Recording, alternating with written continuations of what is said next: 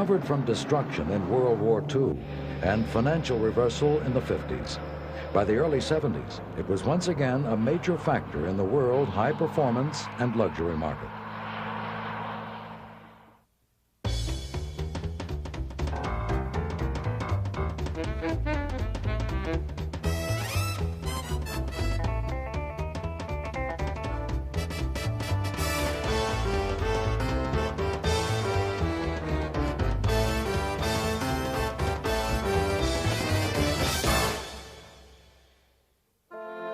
The name BMW, Bavarian Motor Works, was first registered in March 1916 by a company that manufactured aircraft engines.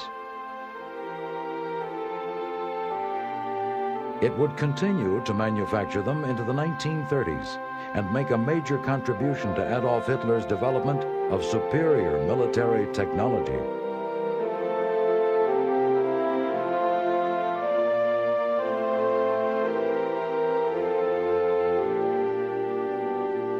The company's first major success was a Max Fritz-designed six-cylinder N-line engine that powered German fighters in World War I. German aces Ernst Udet and Manfred von Richthofen, the Red Baron, owed much of their success to BMW engines.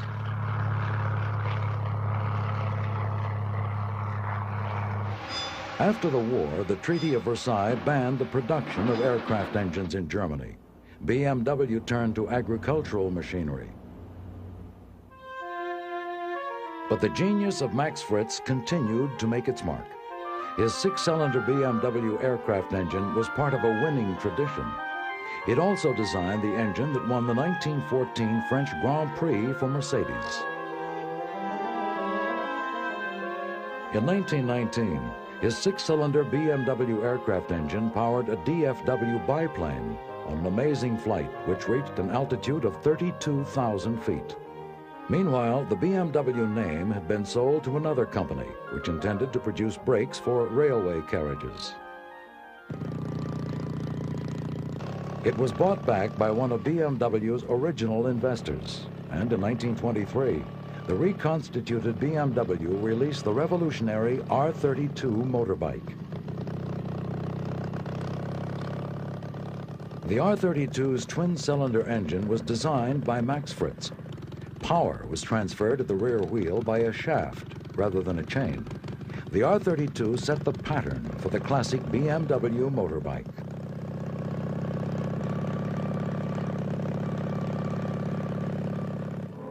In 1924, BMW entered the R32 in competition. Success was immediate.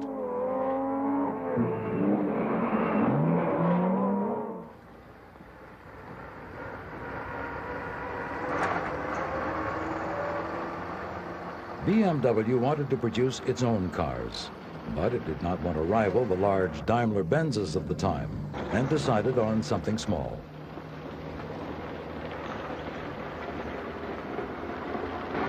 The Eisenach-Dixie Company was producing a German version of the popular British Austin 7 under license.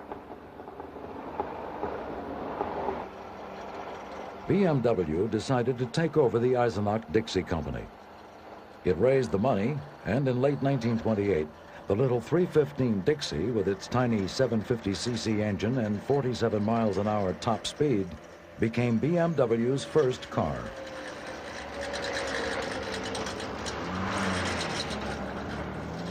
BMW had been in debt before raising money for the Dixie takeover. The Dixie Company itself had hidden debts.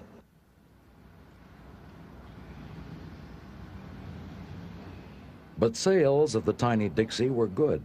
In Britain, the low price of the Austin 7 had brought car ownership within reach of a new part of the market.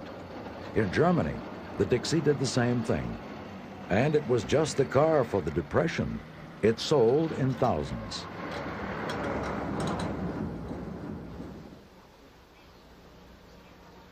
The Dixie was very basic transportation, but it gave BMW a start in the world of four wheels. Many Dixie owners tuned their tiny cars for competition on the racetrack.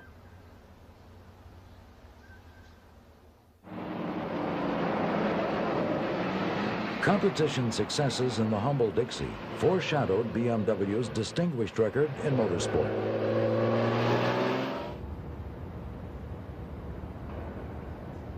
The Allies dropped the ban on German aircraft engines in 1922, and 10 years later, BMW engines powered a Dornier flying boat on a record-breaking round-the-world flight. BMW had moved into car manufacture and was once again building aircraft engines, but it had not forgotten motorbikes.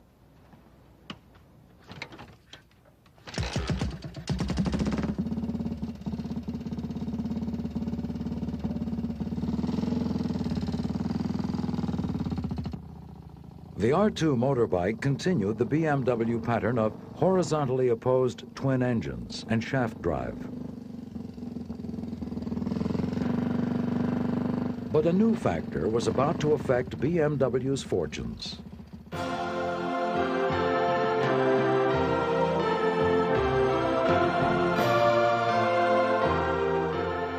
By the time Hitler came to power in 1933, BMW had withdrawn from the agreement with the British Austin Company to produce the German version of the Austin 7. It had attempted, without great success, to produce a small car of its own design. But it had also developed a six-cylinder engine, and in the first year of the Nazi regime, introduced its 303 sedan. Hitler was more interested in aircraft than cars, and BMW's successful aircraft engines attracted his support.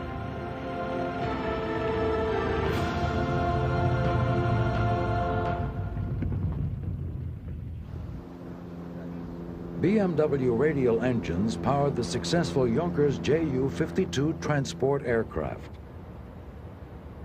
BMW cars were manufactured at Eisenach. Aircraft engines were built at Munich. The staff of the Munich factory increased from 2,800 in 1932 to 12,500 in 1934. Cars were not as politically important as aircraft engines, but development of BMW automobile technology was rapid.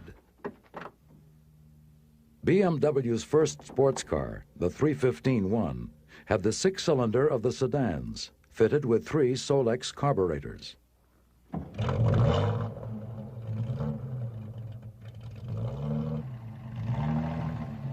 Its elegant styling underlined BMW's seriousness about performance.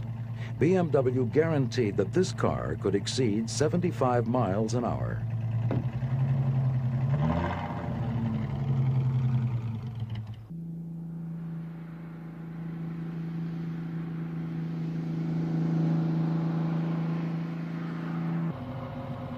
The 315 two-seater was built in 1935 and 1936.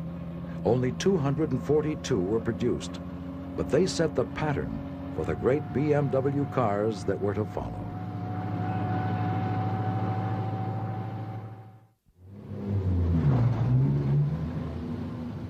Not all BMWs were elegant sports machines. The 319 sedan, produced between 1935 and 1937, was a practical family car.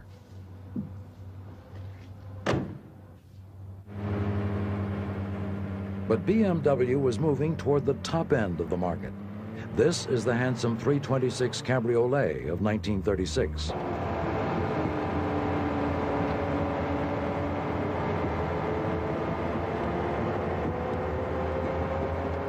The classic body styling of the 326 made it the major attraction of the 1936 Berlin Motor Show.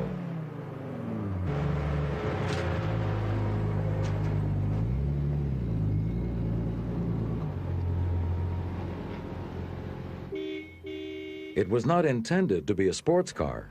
It was designed to appeal to Mercedes customers.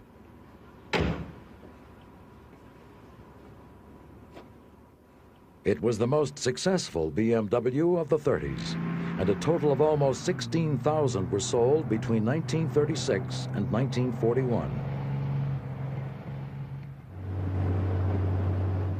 The 326 offered its buyers hydraulic brakes, torsion bar rear suspension, newly designed independent front suspension, and a strong box frame, which replaced the previous BMW sedan chassis. It was available in open and closed versions and had an excellent top speed of around 70 miles an hour.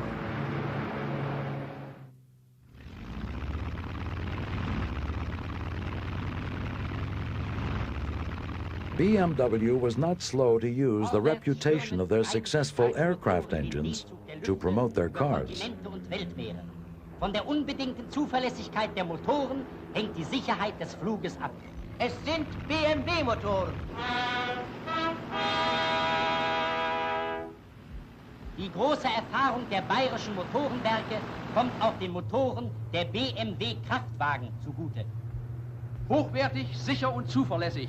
Das sind die Merkmale des BMW-Motors. So ist der BMW-Wagen zum klassischen Fahrzeug geworden. Auf endloser Straße. Im pfadlosen Gelände. Bei sportlichem Einsatz. Und im täglichen Gebrauch.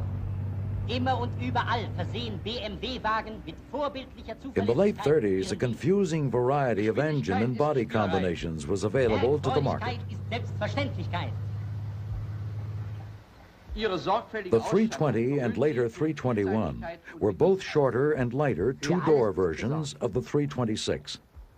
But they were different from each other. All were beautifully finished, well-engineered cars. Im BMW fahren Sie bequem. But while BMW was achieving success with its family and luxury range, it had developed a new model that would become the greatest BMW classic of the 30s. BMW.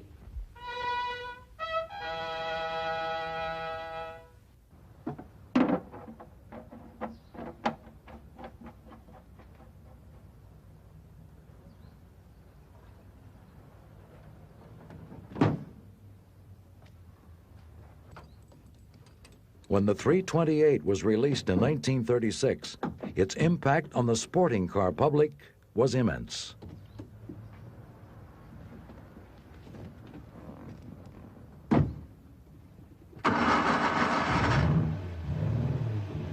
Its styling was a development of the 315-1 sports car. It was powered by the BMW 2-liter engine, fitted with a high-performance aluminum cylinder head.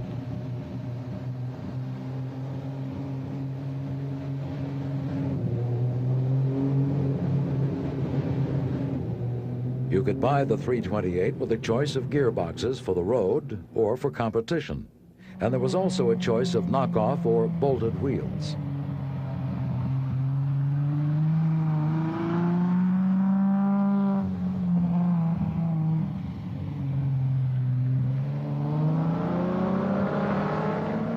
Top speed was close to 90 miles an hour.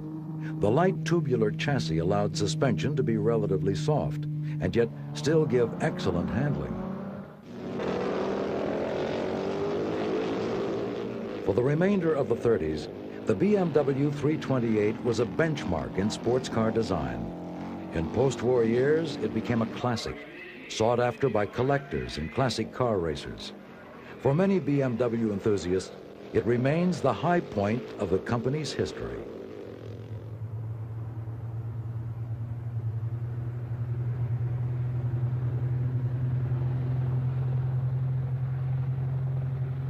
Elegant styling was a feature of the whole range of late 30s cars.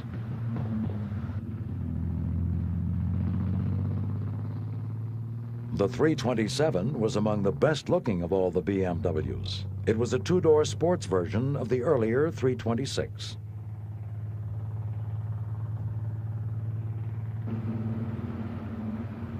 The 327 was released in 1937.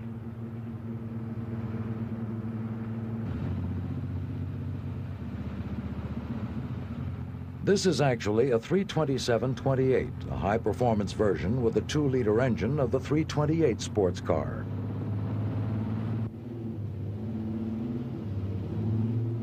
By the late 30s, BMWs were strongly identified with the affluent end of Nazi German lifestyle. As well as engine options, the 327 offered the possibility of specialist coach work. If you wanted it, you could order one of many coach-built bodies in coupe or cabriolet style.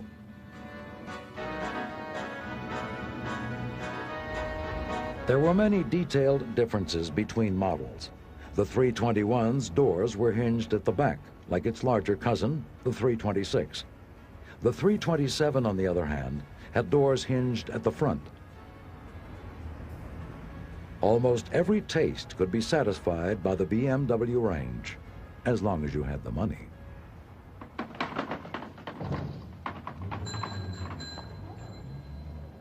But while BMW continued to pour out its beautifully designed and engineered cars, the industrial might of Germany was being harnessed to build the instruments of war.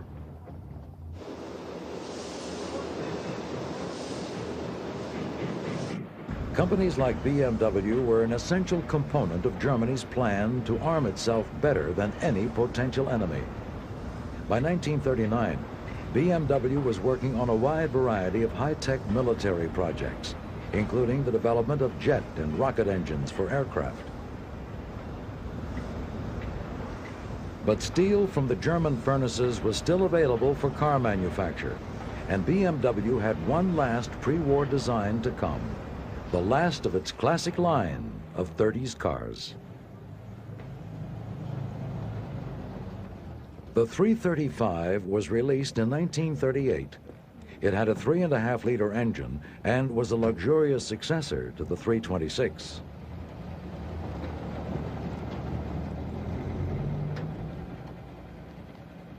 It remained in production until 1941 and became a great favorite of high-ranking military officers. It was not a car for the masses. Just over 400 were built.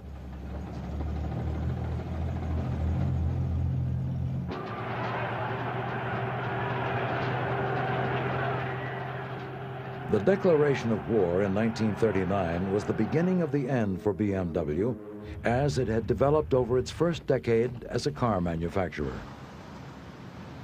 BMW cars continued to be built, but the design and development resources of the company were diverted to the war effort.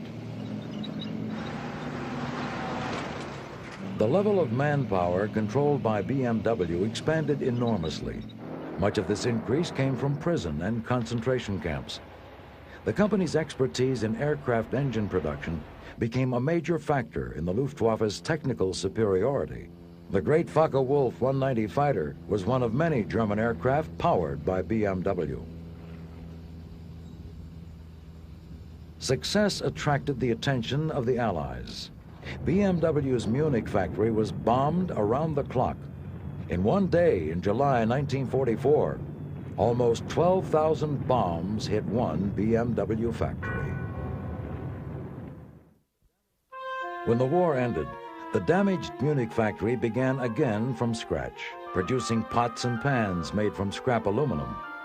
BMW went back to its origins, the motorbike, and by 1948 was ready to release its first post-war road machine, the R-24.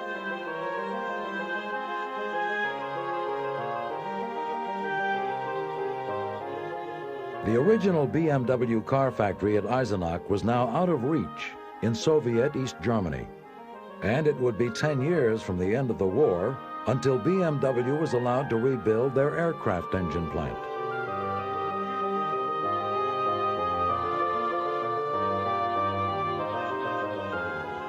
In the meantime, BMW motorbikes became the mainstay of the company's return. They were successful on the road and on the racetrack.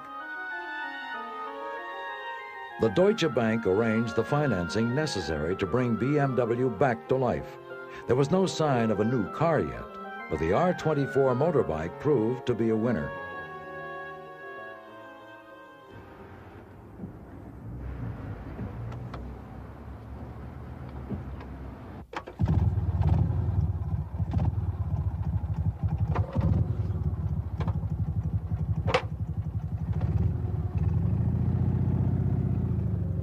The R-24 was followed by the R-51. Like the R-24, it was a direct descendant of the original BMW motorbike. They shared the basic BMW characteristics, a twin-cylinder horizontally opposed engine and shaft drive.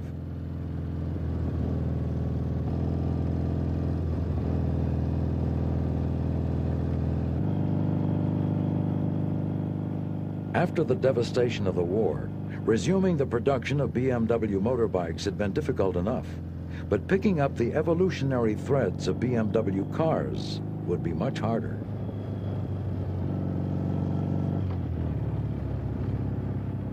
A decade and a way of life had passed since the BMW 328 dominated the sports car world, but its technology was still usable, and several German enthusiasts set about building their own cars using the 328 as a basis. Among them was Ernst Loof. In the late 40s, Loof developed a highly sophisticated series of sports cars around BMW 328 components. He called his range of cars BMW Veritas.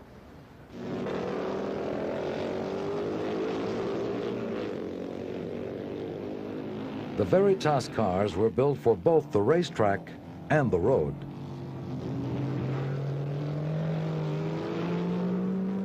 They were extremely successful in German road racing in the late 40s and early 50s, and evoked strong memories of the great pre-war sporting tradition established by BMW. The surviving Veritas cars are now great collectibles. Ernst Loof, their designer, returned to work for BMW in the 50s to help reestablish the car-making side of the company.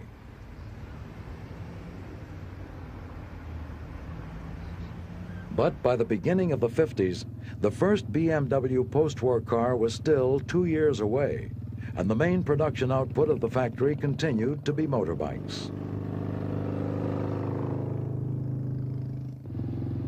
Initially, motorbikes and sidecars were just right for an economy in which few could afford cars, even if they were available. BMW motorbikes appeal strongly to young Germans trying to rebuild their lives after the war.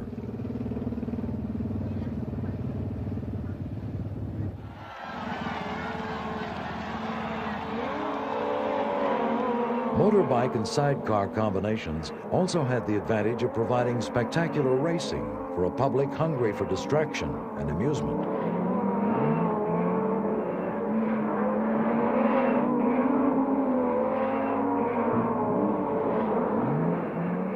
While BMW continued to dominate post-war German motorbike racing, argument continued inside the company about what kind of car to produce. It did not seem logical simply to pick up the pieces that had been dropped in 1941. Conditions had changed too much. A small car prototype, a step up from the motorbike and sidecar idea, was built but rejected. Directors favored a car that would measure up to BMW's pre-war luxury reputation. It was a strange commercial decision, given the economic reality of the time. The market for such a car had virtually disappeared. The BMW factory in Munich was still largely a motorbike production facility. When a prototype for the new luxury car was shown in April 1951, there was really no means of mass producing it. BMW made a momentous decision. The company would invest all its available capital in building its own pressed steel stamping plant, which would take several years to complete.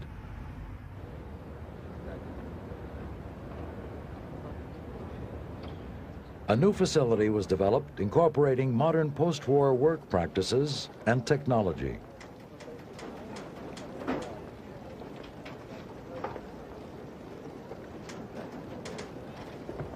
While the plant and all its support systems were being built, bodies for the new car would be contracted out to the coachwork company Bauer in Stuttgart. It was a grand idea, even though the new car was in fact little more than a revision of the pre-war 326. Progress was slow. 18 months would pass between the showing of the prototype and the delivery of the first cars from the factory. There was no question of producing a new engine. Old technology would have to be adapted.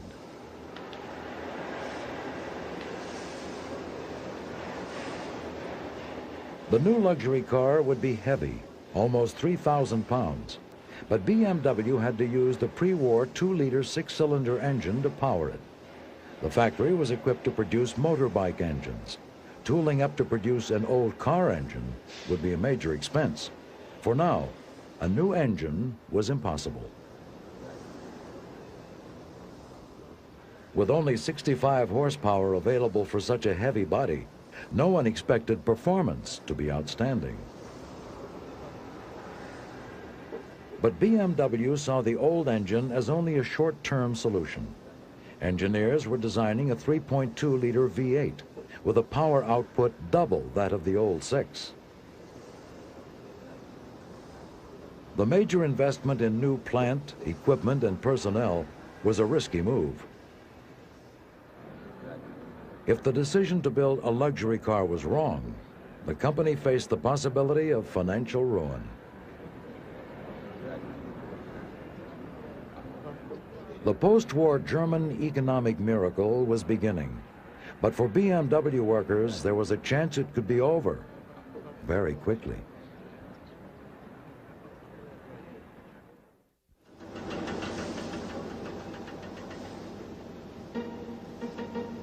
The new BMW luxury car was called the 501. It entered production in October 1952.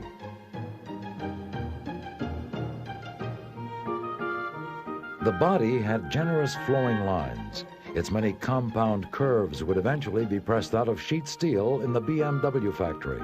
But for a while, all the bodies would come from the Bauer coachworks.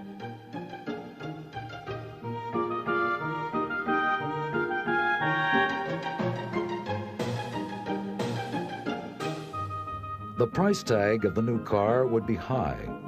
It was set at 15,000 Deutschmarks, 50 times the monthly wage of the workers building it.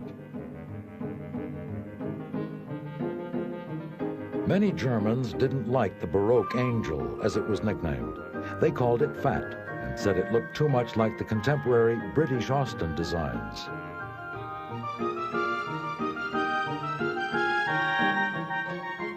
They were also critical of BMW for putting a weak, elderly engine into such a bulky car.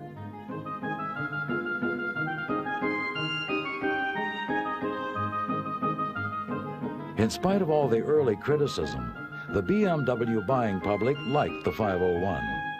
Cars trickled out of the factory. In 1952, only 50 were delivered, but production gradually increased, and eventually the 501 sold well.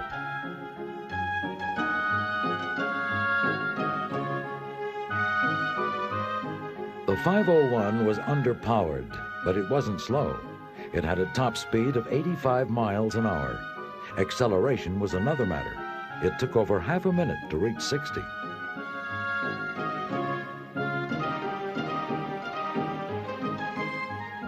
A series of engine improvements was made through the production life of the car. It was given a 12-volt electrical system, a dual downdraft Solex carburetor, and a new camshaft were added. A new ZF gearbox was installed.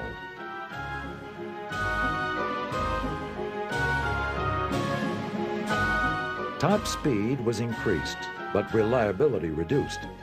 BMW's already stretched financial situation was stretched even further by the number of repairs it had to make to these cars under guarantee.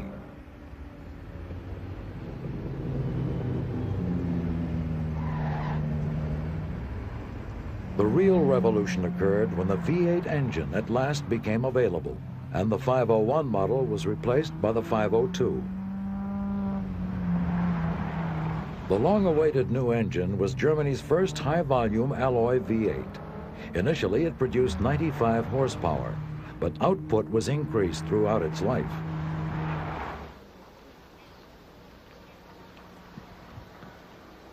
This is a 1954 502. It was a beautifully made luxury car with top speed now approaching 100 miles an hour, and finally, acceleration to match.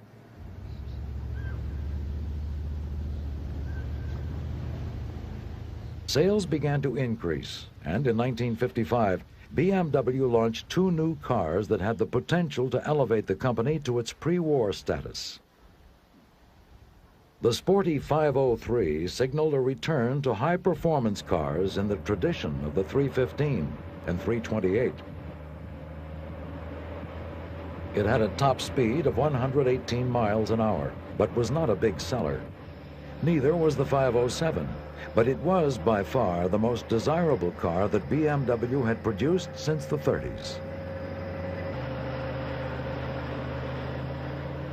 BMW's gamble in producing low-volume luxury cars was not paying off, and motorbike sales, which had kept the company going, were dropping as the population became more affluent.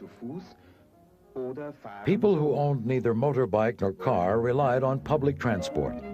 As the German economic miracle developed and disposable incomes grew, buying a car became more than a dream for a larger and larger section of the population.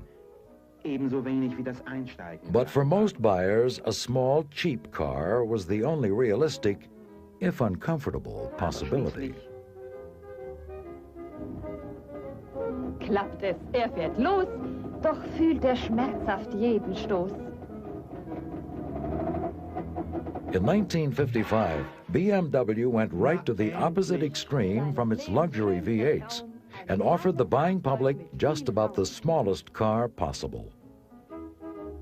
No more problems finding parking spaces, and no more damage trying to fit into one that was too small for the car. Dreht und windet, sie nirgends Platz zum Parken findet. In the new BMW, parking was as simple as it can get. Mit diesem Fahrzeug ohne Tücke vertrauen Sie in der kleinsten Lücke. Ein schöner Traum, nicht wahr? The Isetta, as it was called, belonged to a class known in the 50s as the bubble car. It was designed by an Italian refrigerator manufacturer, Renzo Rivolta, and BMW was one of several companies that built it under license. It really could be driven straight into a tiny parking space, and many who could only afford to look at the luxury V8s could actually buy an Isetta.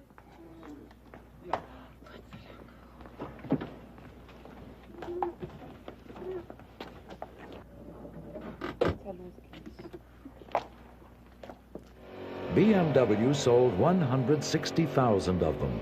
Later models had a 600cc BMW motorbike engine.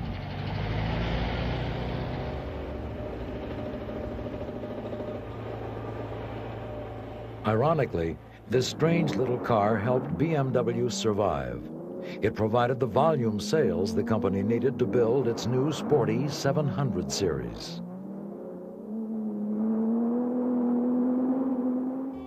Der Wagen mit Profil, BMW LS Luxus.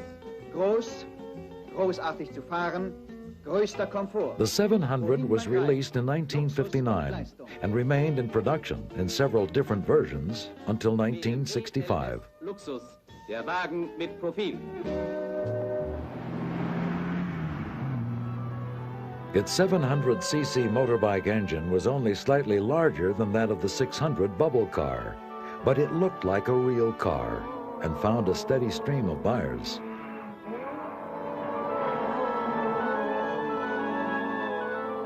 In standard form, the 700's engine produced 30 horsepower. Sports versions were tuned to give 10 more, and in a small light body, performance was surprisingly good. A few mid-engined competition roadsters were even included among the various forms of the 700, and they competed with success in a class of racing where the competition could be, to say the least, intense.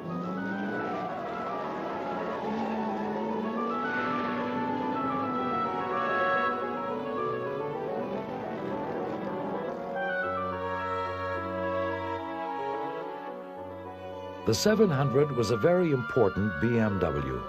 Although it didn't make a fortune for the company, it paid its way. BMW researchers identified the need for a slightly larger car to fill the gap between the 700 and the luxury tours. But the company's planners argued about just what kind of car they should build. In the meantime, the company nearly went broke.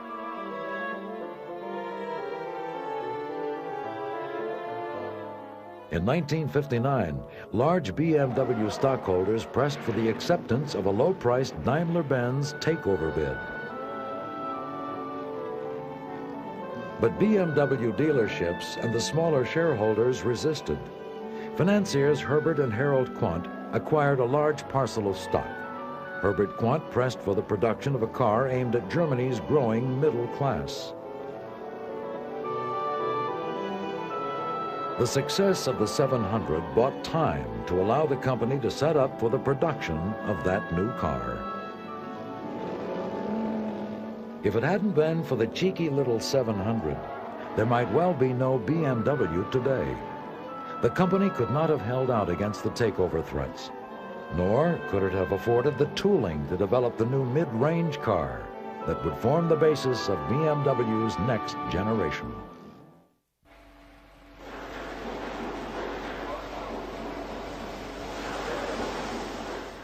It was essential to BMW that the new car, the 1500, be ready for release at the Frankfurt Motor Show in the autumn of 1961.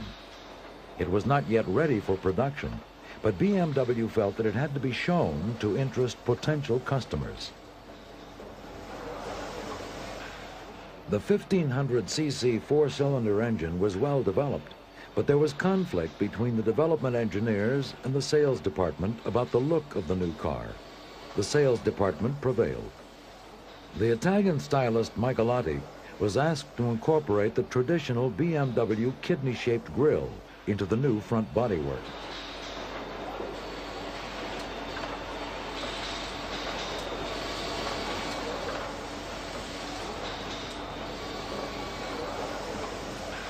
The chassis, bodywork, and running gear were developed in haste, but the 1500 made the deadline. It was a great success at the show. Thousands were ordered, but there were problems in getting it into immediate mass production. A preliminary series was produced in February 1962, but full production didn't begin until October.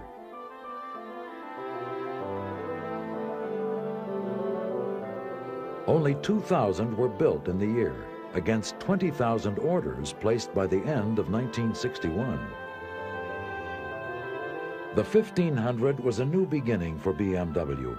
It was known within the company as the New Series, or New Range. It offered very sporty road performance and was a natural for competition.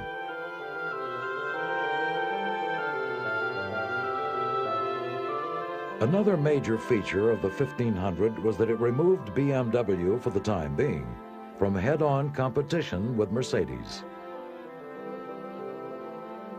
The 1500 engine set the pattern for the modern BMW. It was designed for high-speed cruising.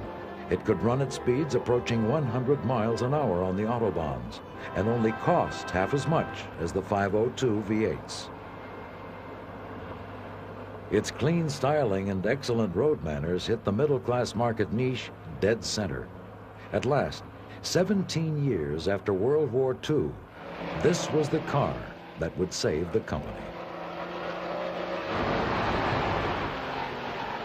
As the 1500 success continued, BMW began to drop its older and less profitable models.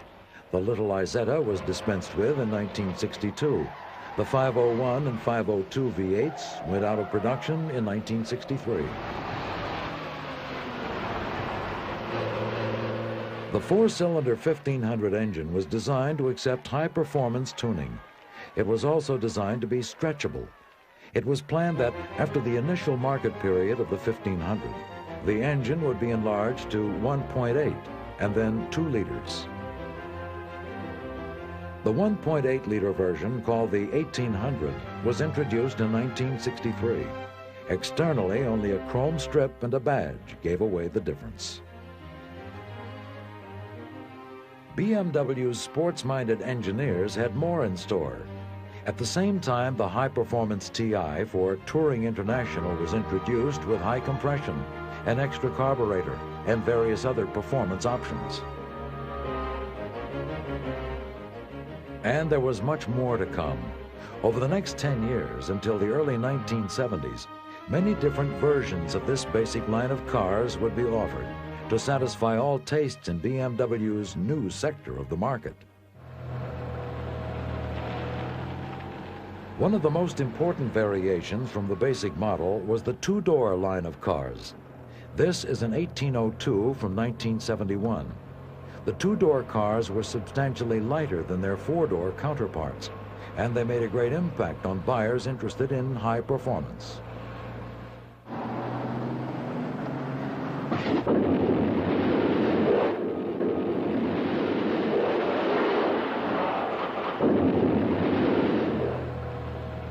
Development continued. The 2000 range with a 2-liter version of the 4-cylinder engine came into the market in 1966. The new BMWs changed the traditional notion of a sports car.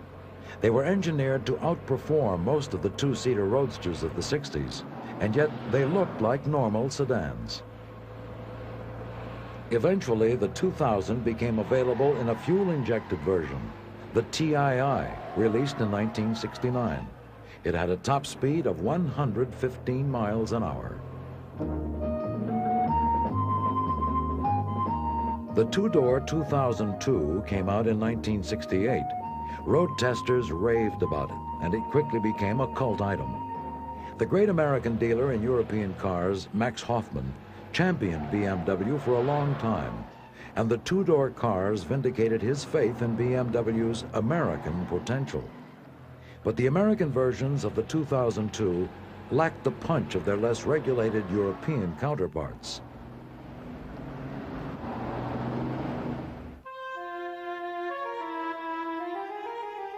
While the line of cars that saved BMW had 4-cylinder engines, the company's tradition of 6 cylinders, dating back to the 30s, was not forgotten.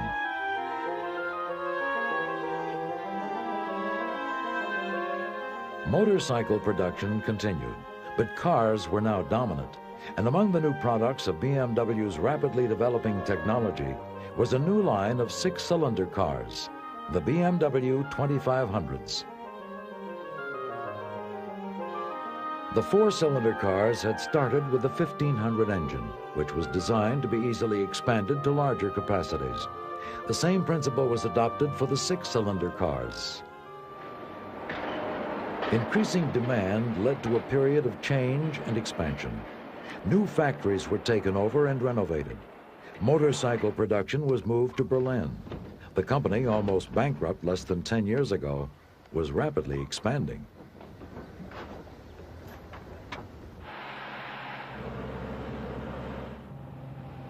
The 6-cylinder cars were offered in 4-door sedan and 2-door coupe form. The 2.8 and 3-liter coupes are among BMW's most handsome cars of the 70s. The 6-cylinder sedans and coupes expanded the market reach of BMW. Their introduction meant that once again, BMW was competing with its old rival, Mercedes. As the wealth of the German middle class increased, BMW pitched its cars to a widening economic spectrum. By the time the 3-liter CSI was introduced in 1971, the company was once again setting out to appeal to the top end of the market.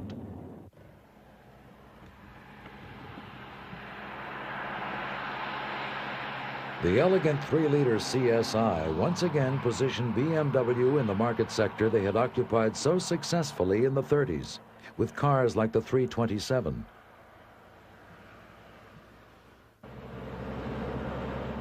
The CSI had a 6-cylinder engine. It had high performance and a price tag to match.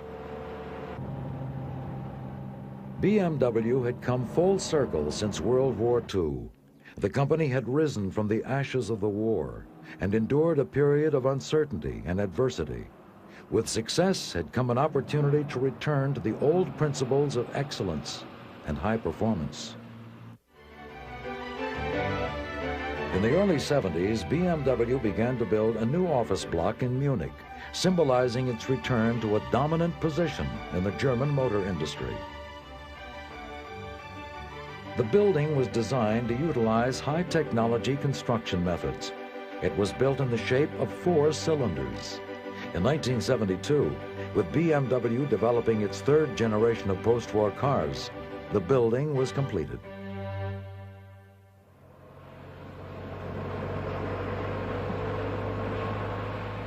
From its position of prosperity in the early 70s, BMW could look back over the brilliant cars that saved the company, the great misguided cars that nearly ruined it, and beyond the devastation of the war, to the elegant coupes and roadsters that had set a standard for excellence in the 30s.